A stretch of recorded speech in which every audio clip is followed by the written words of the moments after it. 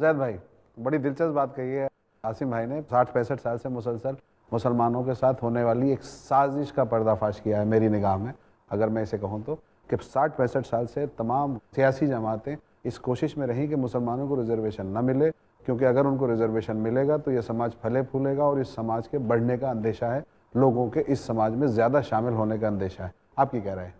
قرآن کی آیت ہے, اللہ تعالیٰ نے فرمایا وَمَكَرُوا وَمَكْرَ اللَّهُ وَاللَّهُ خَيْرُ الْمَاكِرِينَ. انہوں نے چالیں چلی اور اللہ نے بھی چال چلی, اور اللہ بہتر چال چلنے والا ہے. اللہ کی پلاننگ کے آگے کوئی پلاننگ نہیں کام کرے گی.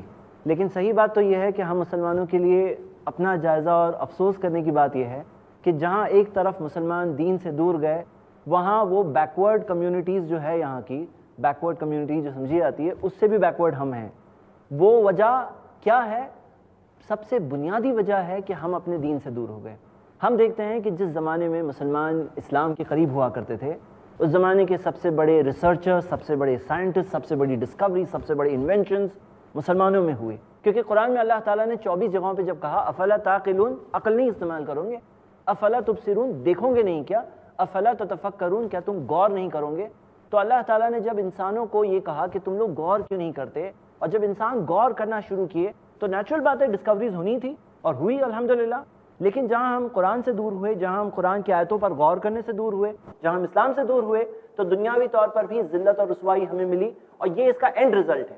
اب ہم کیا ہے کہ سمٹمز کو دیکھ رہے ہیں, لیکن اگر اس کا روٹ کاز دکھایا ہے تو روٹ کاز کہیں اندر ہے, اور یقیناً آسمان اور زمین کا نظام چلانے والا صرف اللہ ہے, اور وہی ہے عزت دینے والا, وہی ہے ذلت بھی دینے والا, وہی ہے رزق کا مالک.